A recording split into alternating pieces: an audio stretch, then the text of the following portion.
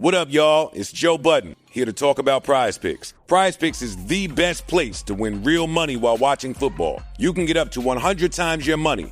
Prize Picks will give you $50 instantly when you play your first $5 lineup. You don't even need to win to receive the $50 bonus. It's guaranteed. Just download the Prize Picks app and use code SPOTIFY. That's code SPOTIFY on Prize Picks to get $50 instantly when you play a $5 lineup. Prize Picks. Run your game. Must be present in certain states. Visit prizepicks.com for restrictions and details. This episode is brought to you by Progressive Insurance. Fiscally responsible, financial geniuses, monetary magicians.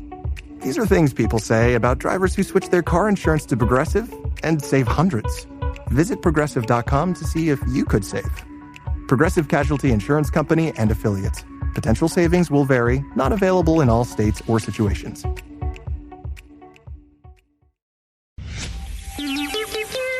It's the 77 WABC News Hour. Talking the news with Noam Laden. All the news you need to know with Joe Nolan, traffic, Justin Ellick, sports. And now, Talking the news with Noam on 77 WABC. Yes, that's me. Good morning. It is Friday, September 18th. Your forecast from the 77 WABC Weather Center. Sunshine today. It's going to be warm, high 83.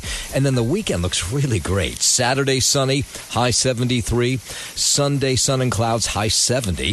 If you're walking out the door with us right now, 61 and clear in Spring Valley up in Rockland County, 53 and clear in Blairstown over in New Jersey, and it's 66 and clear right outside our Midtown studios. The top 5 at 5. Some local lawmakers arrested during an ICE protest. Why did a Queens kid bring a gun to school? Jimmy Kimmel plotting his TV comeback. A local airport lands in last place when it comes to customer satisfaction. And a Long Island high school athlete being told he can only play one sport. All right, let's get into it. 5:01, New York lawmakers, some state officials among the dozens of people arrested at a demonstration outside an ICE enforcement center in Lower Manhattan last night. The protest happened at 26 Federal Plaza, an ICE holding facility that has been controversial. Some people say the people who've been held there not treated right, that it shouldn't be a place to detain people. So it's been a source of controversy for the last couple months, and there's been a number of other protests there as well. So last night, you had people sitting down blocking traffic into this building. Here's what it sounded like. All right, so police gave these people who were blocking a driveway a warning. If you remain in the roadway and refuse to utilize the sidewalk, you will be placed under arrest and charged with disorderly conduct. So another group also was on the 10th floor of this building demanding to see the conditions there. They were arrested. So were the people who were blocking the driveway. What the Department of Homeland Security is telling us, 71 people in all, including 2 state senators, 9 state assembly members, were arrested. DHS also says the building was later placed on lockdown due to a bomb threat. So who were the people that were cuffed last night? They include the public advocate, Jumaane Williams. What is happening is an imposing fear and literally kidnapping our neighbors, people who have nothing to do very often with anything to do with criminality. Now, City Comptroller Brad Lander, you'll remember he had a dust up inside this very same building a couple months back during the primary season. He, too, was cuffed on the 10th floor of this building. They were laughing on the other side. Like, the cruelty on display in those courts and on the 10th floor is really clear. We make clear we weren't leaving until they let us see, and eventually they came and arrested us. And City Council member Tiffany Caban, she was also taken away by cops. We are at a time where people in our communities are being scapegoated in order to continue to shift the balance of power, and people are less safe because of it. Now, what those lawmakers told us is they're trying to conduct oversight of this ICE holding facility to make sure conditions were in compliance with a preliminary injunction ruling that was handed down by a judge on Wednesday. The detained officials, they were all released last night. And then we got a statement from the Department of Homeland Security. They called the protest a stunt in an attempt to get their 15 minutes of fame while endangering DHS personnel and detainees at the site. They also accused Brad Lander and protesters of obstructing law enforcement and causing a scene. ICE claims federal elected officials don't have access to that 10th floor holding cells because they're temporary facilities, not detention centers. So I'm sure we'll hear more from some of those lawmakers as the day goes on. 504, out to Queens, 16-year-old student who had a gun arrested yesterday after allegedly making threats against fellow students at a high school there. The incident happened at Benjamin Cardozo High, that's in Bayside. Police say the 16-year-old boy in the 10th grade, he posted an image to Instagram showing a piece of schoolwork and then this sort of coded language that won't make a whole lot of sense if I read it to you. But basically, what the police and some fellow students took it for was a threat against the school. And thank God that person or people, we don't know exactly, reported it to the NYPD. Here was May Adams yesterday. Someone saw the post from the student and did what we ask all New Yorkers to do. If you see something, say something, but most importantly, do something. And that is what they did. Now, of course, it's on Instagram, so you got to figure out who's behind it. So the FBI got involved. They identified the phone number behind the Instagram account where that picture was. They geotagged it to the school. They alerted the NYPD and the safety officers, and they found this 16-year-old sophomore who has no criminal history. His phone rang when they called that number. And they got in touch with this 16-year-old's parents, and they said, hey, we're going to bring him into a classroom and search his belongings. Are you okay if we do that? And they said, yeah, go ahead. One of the student's parents was then contacted and consented to a search of the subject's belongings. Inside his backpack, officers recovered a black semi-automatic handgun, a 9mm Taurus GX4. The gun was loaded with 13 rounds in the magazine. I mean, that's just crazy. That's Police Commissioner Jessica Tisch who called this thing incredibly frightening, which it was. The student was under arrest a little more than 2 hours after that threat appeared on Instagram. Boy, good work done by the FBI, the police. Well, I'm glad what could have happened didn't happen. Yeah. And unfortunately, it's a sign of the times. More from the mayor yesterday. Our heroic officers did an excellent job of immediately responding to the scene, working with the school staff and school safety agents to investigate the tip, find the student, and recover the gun. Now, the questions, and there's a lot of them, was there a specific threat against the school? Was the student going to carry that out? Look, he had a loaded gun. We don't know a whole lot more about it. Of course, later today, my guess is we'll hear some more information about what the student's intentions were, but incredible. From the moment it was posted on Instagram, 2 hours later, they had that student under arrest. An amazing job done by the FBI. WABC News Time 508. A Texas man accused of making threatening phone calls to Zohran Mamdani. The Queens DA says 44-year-old Jeremy Festel of Plano, Texas, made these threatening calls to the Democratic Socialists in his campaign back in June, leaving a series of increasingly alarming anti-Muslim messages. Now, some of the text of these messages or the phone calls and how they came in were read in court yesterday. We heard about this, and they requested police detail. He has a full detail that's moving with him because they were concerned about his life. Now, in those calls, Festel told Mamdani that he did not belong here and to watch his back every second. The FBI local agencies able to trace the calls to Festel, charging him 22 counts, including aggressive harassment as a hate crime, making terroristic threats, and harassment based on religion. And the text of these calls, I mean, it was intense. It told him not to get into his car. Something might happen. The person who made the threat should be apprehended. And it just goes to show these officers carry out their job no matter who the individual is. And that is why we call it New York's finest. 509, New York Senator Kirsten Gillibrand introducing a bill that would ban senior government officials from holding or trading stock. Senator Gillibrand says the No Stock Act would ban government officials, including members of Congress and Supreme Court justices, along with their immediate families, from holding or trading stocks and other financial assets. Even though the Stock Act was passed in 2012, Gillibrand says recent data shows 1 in 3 Congress members traded stocks between 2019 and 2021. The concern is that information provided to members of Congress leads to something akin to insider trading. James Flippin for 77 WABC News. WABC News Time 510 over to Pennsylvania, where the man who shot and killed 3 police officers there on Wednesday, being investigated at the time for stalking his ex-girlfriend, 24-year-old Matthew Ruth, ambushed the officers who were looking for him at his former girlfriend's house. The actor repeatedly fired at the officers with multiple rounds from an AR-15 styled rifle with a suppressor.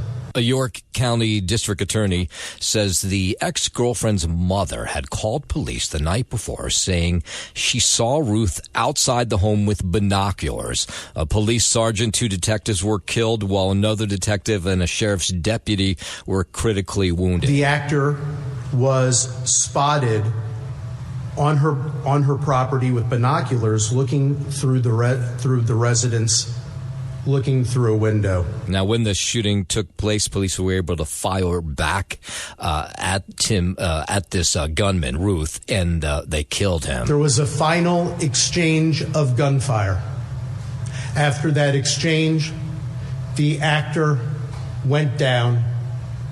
The actor became deceased. WABC News Time 511. Let's go out to Los Angeles. There were protesters gathered outside the El Capitan Theater in Hollywood last night, where Jimmy Kimmel Live is recorded. The protest comes a day after Disney-owned ABC indefinitely suspended Kimmel following the comedian's comments about Charlie Kirk's alleged assassin.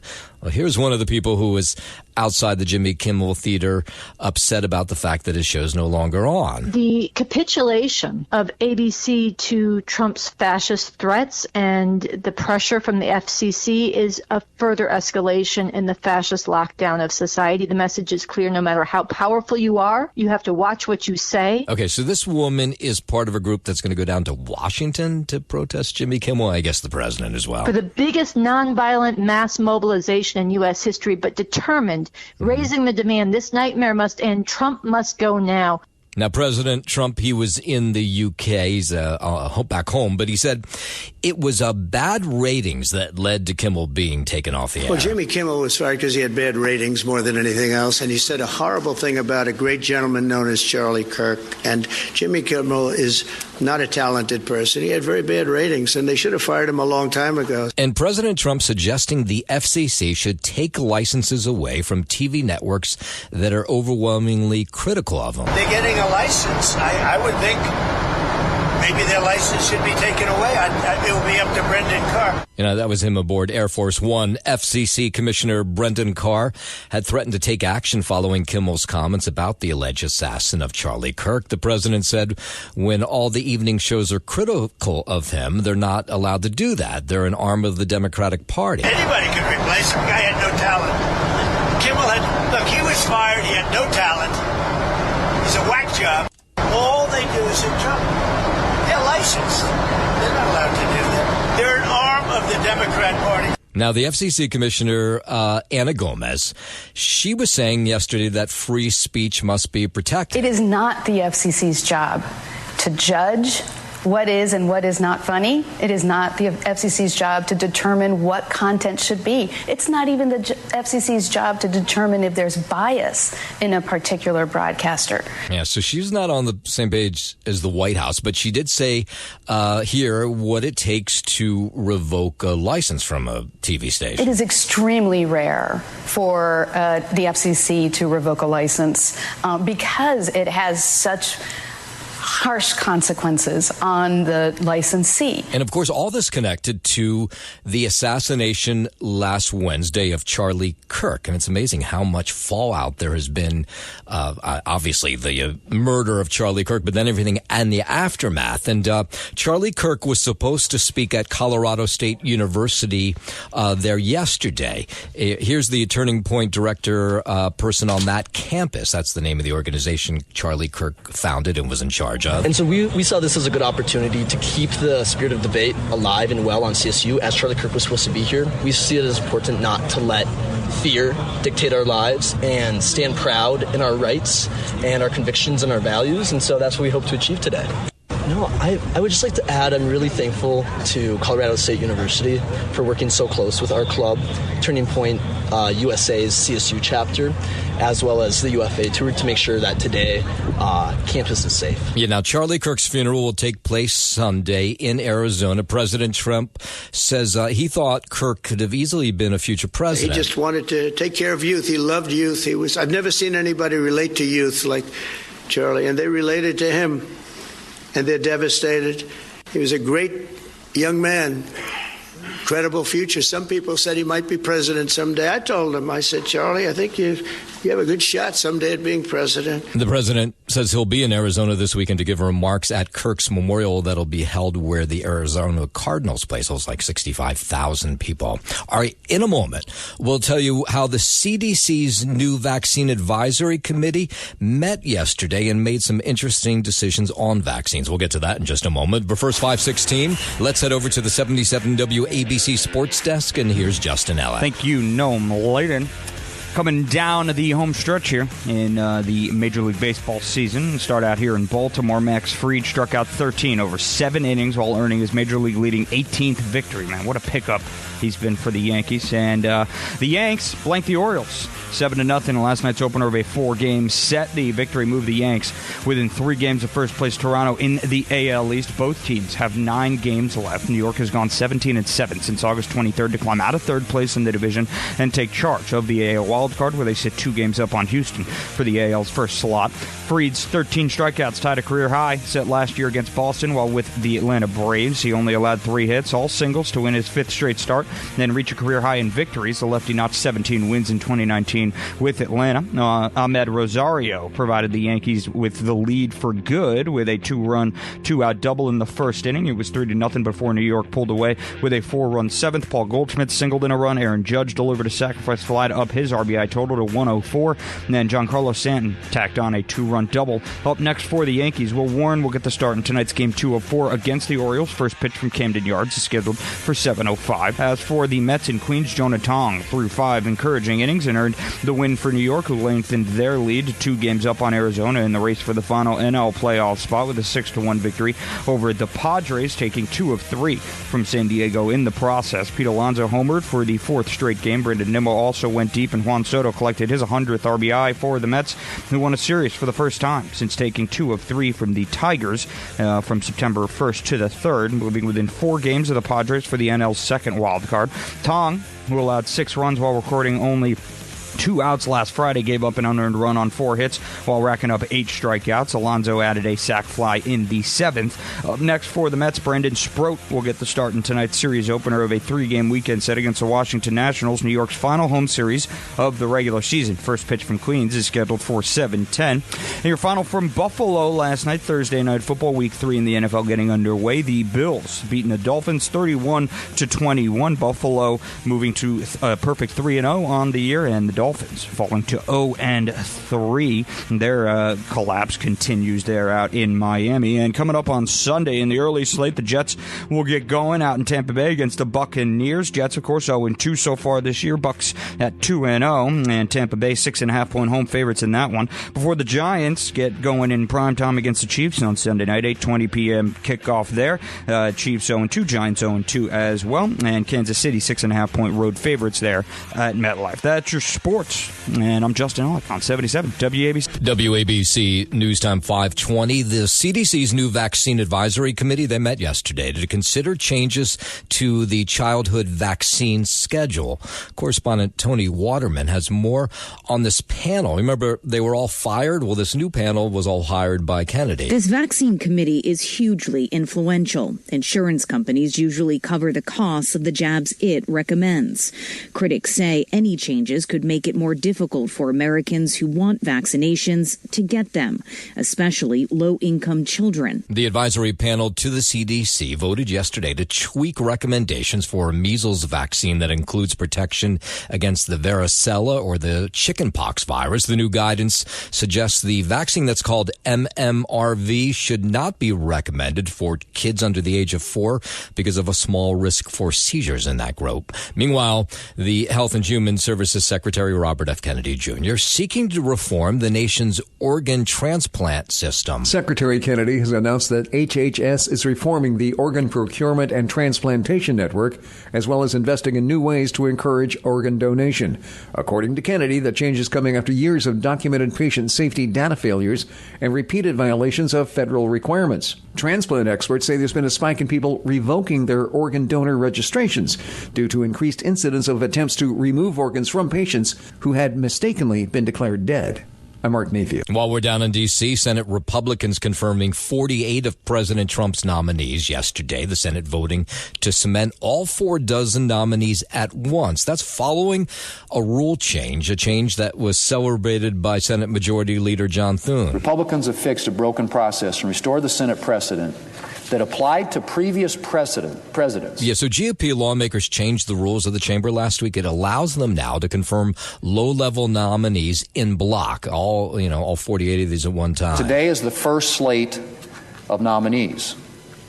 There will be more to come. Yeah, so the rule change was an effort to get around Democratic opposition.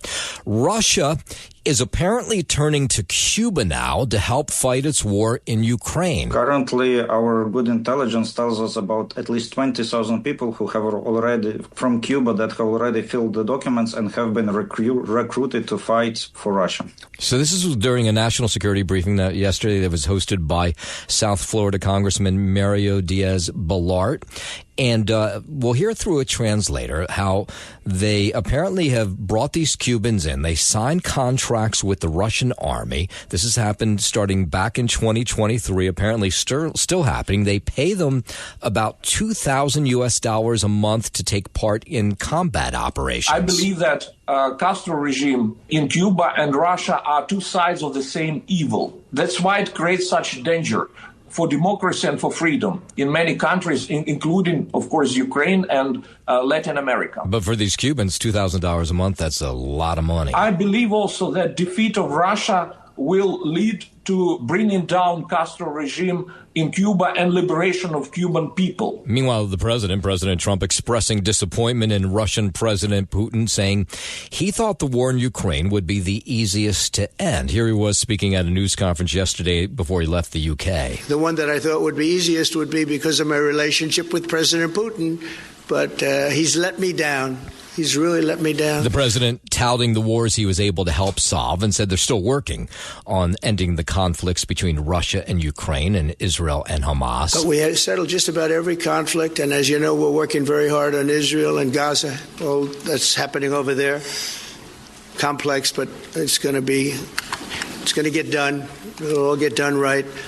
And likewise, Russia and Ukraine will get done. Yeah, we got a lot out of this news conference yesterday with Keir Starmer in the UK before the president got on Air Force One to come back home. He also talked about the fact that he's going to speak with Chinese President Xi Jinping today about TikTok. TikTok has tremendous value. The United States has that value in its hand because we're the ones that have to approve it. I specifically get the right to approve it. The people that are investing it are among the greatest investors in the world, the biggest, the richest, and they'll do a great job. The president quick to say that the social media platform helped get him back in the White House and said if a deal is reached, it would be owned now all by American investors. We're speaking to President Xi on Friday to see if we can finalize something on TikTok because there is tremendous value, and I hate to give away value, but I like TikTok. It helped get me elected. Now, like I said, we mined a lot of this press conference yesterday with Keir Starmer in the UK. The president talked about the hostages still being held in Gaza, says they need to be released immediately. I want the hostages released now, right now, not 1, 2, we'll give you 3 more tomorrow, and, like it's been. The president says the events of October 7th, 2023 should not be forgotten. And he says Hamas has threatened to use hostages as bait and continues to do that. I want an end. I want the hostages released.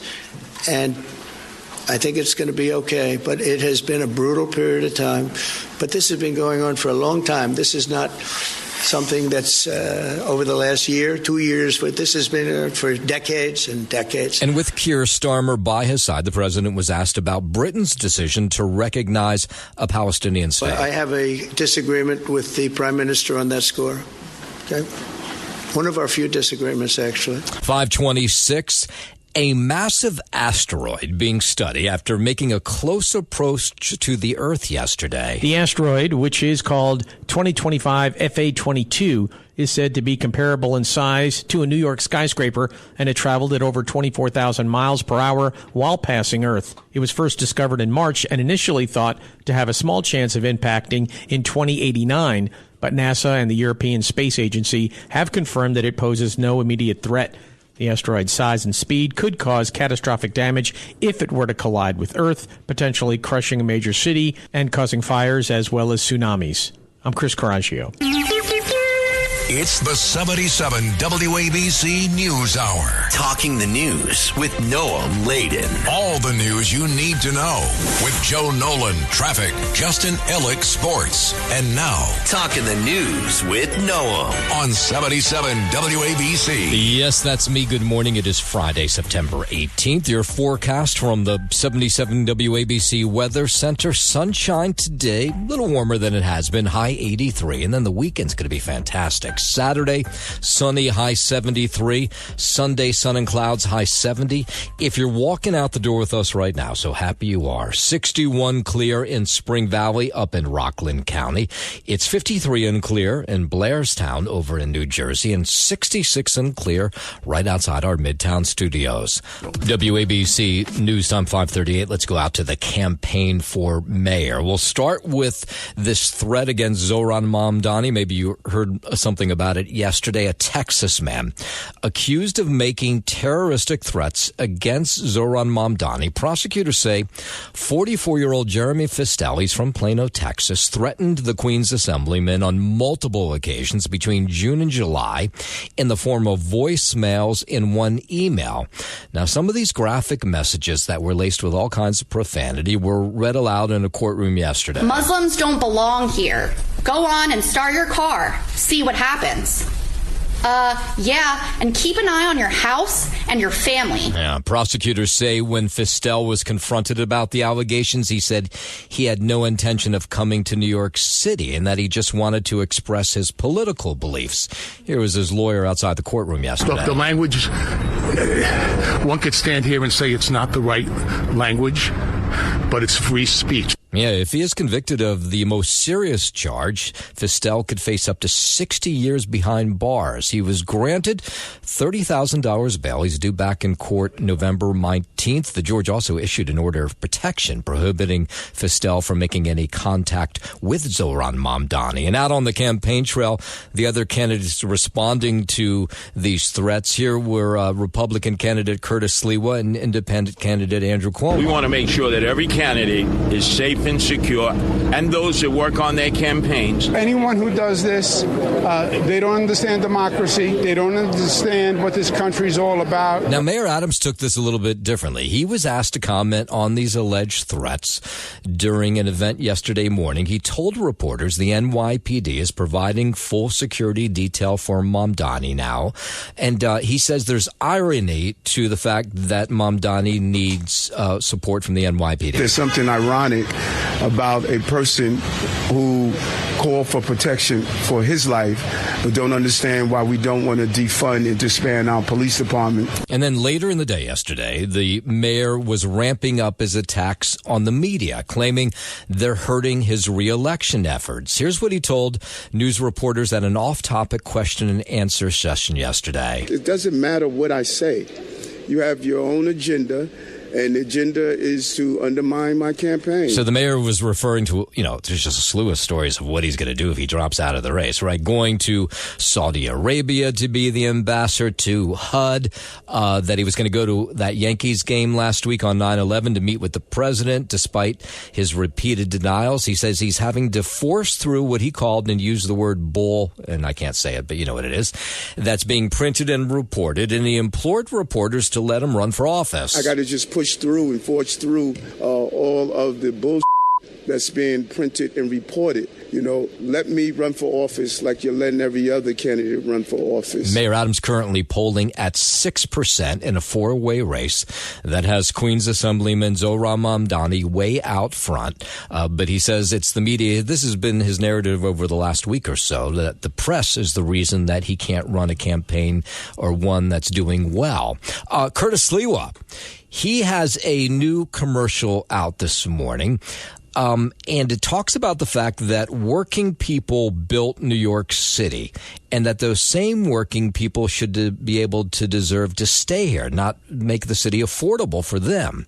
So, because you can't see it and I'm playing the audio of it, I'll just give you the fact that the commercial starts off with a very young Curtis Sliwa, and then you get to him today. And you see in this narrative of the commercial that he's the same guy that's fighting for New York. It's a dangerous state of affairs when, for your First Amendment right of free speech, you catch 6 bullet holes. But you know something? They're not going to stop me. Nobody in this town ever did. Nobody ever will. And I will not move. I will improve this city. Good for you. My job as mayor is to improve and encourage people not to move. Because if they move, the working class move out of the city of New York, the city is depleted.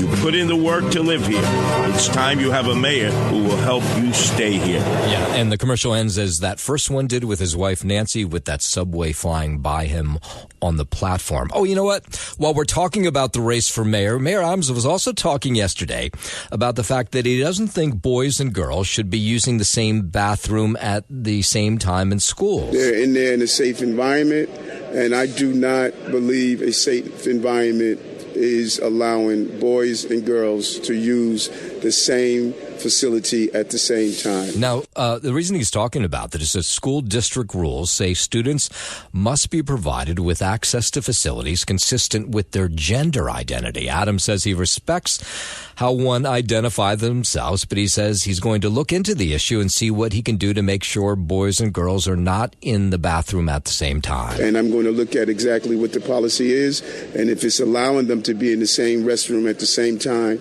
I'm going to use whatever power I have to stop that. 544, we told you earlier about the fact that out in Queens, Benjamin Cardoza High, they found a teenager with a gun in his backpack. And out on Copiague, Long Island, there was a lockdown yesterday at a high school there. This was about 3:40 in the afternoon. A student reported seeing someone outside Copiague High who may have been holding a gun. We're all at Wendy's. He had his tan backpack. He was standing in front of the school. We saw him with his bag as well. And now, according to the school superintendent, no weapon was recovered. Students say they were relieved the lockdown happened after school because they say during the day they don't have their cell phones. They could not alert everybody. If this happened during school hours when we don't have their phones, there was no way we could communicate with our parents. Yeah, members of the Suffolk County Police Department were quickly on site, actively investigated the situation. They say there was no danger to the students or the teachers on campus, and there was no maybe truth to the fact that anybody had a gun near the campus. I don't feel safe about it. I don't want to send them to school tomorrow. Yeah.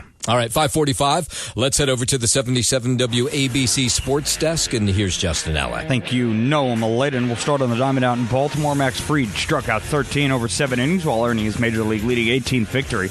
And the surging Yankees blanked the Baltimore Orioles 7-0 in last night's opener of a 4-game series. The victory moved the Yanks within 3 games of first-place Toronto in the AL East. Both teams have 9 games left. New York has gone 17-7 since August 23rd to climb out of third place in the division and take charge of the AL wildcard, where they sit 2 games up on Houston for the AL's first slot. Fried's 13 strikeouts tied a career high set last year against Boston, while with Atlanta he only allowed 3 hits, all singles, to win his 5th straight start and reach a career high in victories. Ahmed Rosario provided the Yankees the lead for good with a 2-run, 2-out double in the first. It was a 3-0 lead before New York pulled away with a 4-run 7th. Paul Goldschmidt singled in a run. Aaron Judge delivered a sac fly to up his RBI total to 104, and Giancarlo Stanton tacked on a 2-run double. Up next for the Yankees, Will Warren will get the start in tonight's game 204 against the Orioles. First pitch from Camden Yards is scheduled for 7:05. As for the Mets in Queens, Jonah Tong threw 5 encouraging innings and earned the win for New York, who lengthened their lead to 2 games up on Arizona in the race for the final NL playoff spot with a 6-1 victory over the Padres, taking 2 of 3 from San Diego in the process. Pete Alonso homered for the 4th straight game. Brendan Nimmo also went deep, and Juan Soto collected his 100th RBI for the Mets, who won a series for the first time since taking 2 of 3 from Detroit in early September, moving within 4 games of the Padres for the NL's second wild card. Tong, who allowed 6 runs while recording only 2 outs last Friday, gave up an unearned run on 4 hits while racking up 8 strikeouts. Alonso also added a sac fly in the 7th. Up next for the Mets, Brendan Sproat will get the start in tonight's series opener of a 3-game weekend set against the Washington Nationals, New York's final home series of the regular season. First pitch from Citi Field is scheduled for 7:10. Quick recap of Thursday Night Football last night. Your final from Buffalo. The Bills over the Dolphins, 31-21. Buffalo moves to 3-0 on the year. Dolphins drop to 0-3. And looking ahead to your local squads, Week 3 action this weekend. The Jets get the early afternoon slate on Sunday, 1 p.m. kickoff in Tampa Bay against the Buccaneers. Bucs there, 6.5-point home favorites against the 0-2 Jets. And as for your 0-2 Giants, they get prime time on Sunday night against the 0-2 Kansas City Chiefs coming to town. The Chiefs there are 6.5-point road favorites in that one. That is your Sports Gnome, and I'm Justin Ellick on 77 WABC. WABC News Time 5:49. Cops working to identify a man who's wanted for a rape up in the Bronx. 19-year-old woman was on a park bench. This was near Park Avenue and East 183rd Street when she was approached by an unidentified man Wednesday. This was about 3 in the morning. The man approached her, then sexually assaulted her before he took off down East 183rd Street. Oh my goodness, I'm sorry, but no. This park is pretty busy. You got all kinds of people coming in here, but at 3 o'clock in the morning, God knows what goes on. Yeah, this is the at least the second reported rape in the Bronx in the last 2 days. A 33-year-old woman was punched in the face and raped along Broadway near West 234th and Kingsbridge. That was on Tuesday morning. Her alleged attacker was arrested. There have been 397 reported incidents of rape in the Bronx as of September 14th of this year. That's compared to 298 at the same time last year. Out to Coney Island, where police are investigating the cause of a death of a man found floating unresponsive off the coast of Coney Island Creek, right near Seagate. They found this body yesterday. The NYPD harbor master located it, pronounced the person dead at the scene, his body taken to the medical examiner. They'll try to figure out how he died. The discovery marks the 3rd time this month that a body's been found floating in the water there. Very, very disturbing. It just kind of almost sounds more like a crime TV show trope. Every morning kind of fishing over there. It's old man every time swimming. Yeah, so now we'll wait to find out what the medical examiner finds. New York City Department of Transportation marking a milestone with its e-bike trade-in program. The DOT says its program allowing eligible delivery workers to trade in unsafe e-bikes and batteries for certified products has now distributed its 400th bike. This is an attempt to get refurbished or counterfeit batteries off the street, given their fire risk. The agency now plans on launching a multilingual survey to get feedback from delivery workers who have taken part in this initiative, and that's to evaluate its possible expansion. The city initially put $2 million into the program, but hopes to secure more funding once the survey wraps up.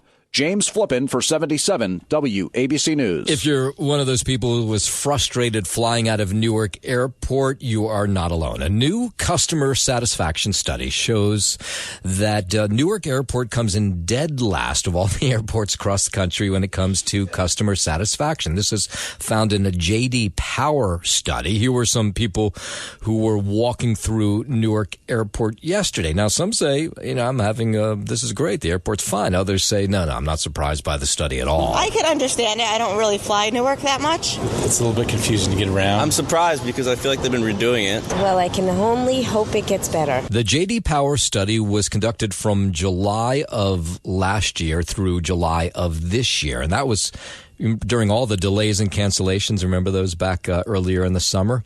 And there was those staffing shortages. There was technology problems. So the study didn't come at a great time for Newark Airport. Things are a little better there. The study looks at the ease of traveling through an airport, the level of trust of the terminal facilities themselves, the staff, departure and arrival experience, food and beverage. And with all that combined, Newark came in last place. And a great experience. 10 out of 10 so far. Really? So you hear that? 10 out of 10, but that's not the case, obviously, for everybody. It's great. I like it. It's close to my house. I live in Pennsylvania. And I got here too early because I was anticipating waiting in a long line. This is only a last resort for me. Yeah, okay. So what were the top airports, customer satisfaction? The top 4, Minneapolis, Detroit's airport, Phoenix, and in Dallas. And the worst 4, Newark was dead last, but the worst 4 were Seattle, Charlotte, and Toronto. There is a huge new mural inside St. Patrick's Cathedral that celebrates immigrants who've come to the city. The 25-foot-tall mural was commissioned by New York's Archbishop Cardinal Timothy Dolan more than 15 years ago. Cardinal Dolan's mother is depicted in it. The mural, called What's So Funny About Peace, Love, and Understanding, features historical figures including New York Governor Al Smith and Mother Cabrini, surrounded by modern immigrants. It also features scenes from the history of Irish Catholicism, which is, of course, linked to New York's Catholic history. Andrew Whitman, NBC News Radio, New York. Sunday's memorial for murdered Charlie Kirk will have the same level of security normally reserved for a Super Bowl or a political convention. The Department of Homeland Security is categorizing the Charlie Kirk Memorial with a Special Event Assessment Rating Level 1. That means it will have security like the 3 Super Bowl games that have been played at the stadium outside Phoenix since 2008.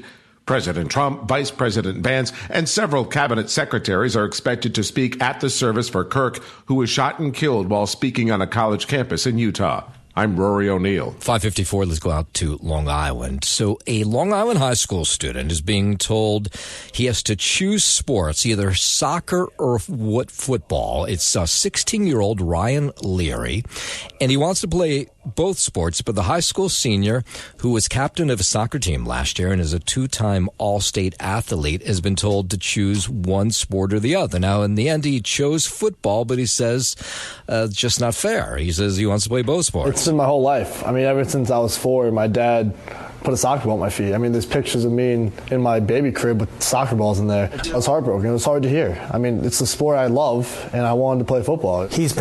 So this is what the district says. The district says that that their decision to only let him play one sport is grounded in safety and security for all student athletes and in fostering equity for all team members. But it's not sitting well with his family. They're saying, no, if he wants to play 2 sports, soccer and football, he should be able to. He's been devastated by this and torn and meant to feel like he did something wrong. Yeah. And as a parent, it's hard to see.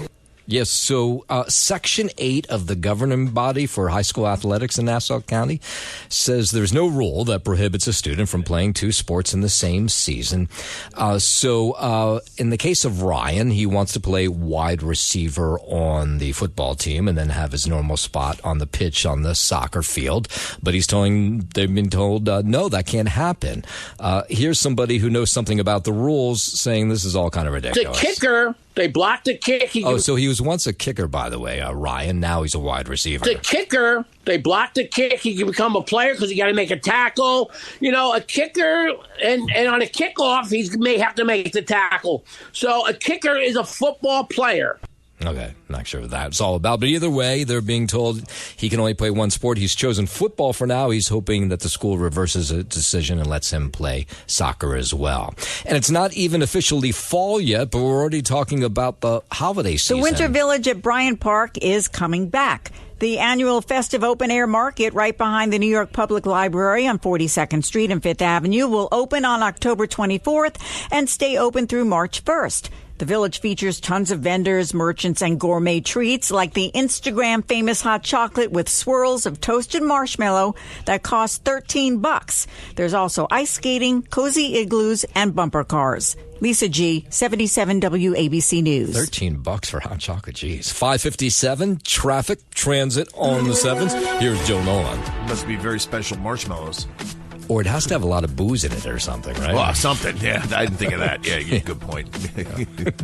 And then I'd be okay spending $13. Yeah. Oh, yeah. No worries. No, yeah, absolutely. I get a little buzz, yeah. Yeah, especially in the middle of the winter. Yeah, it's great.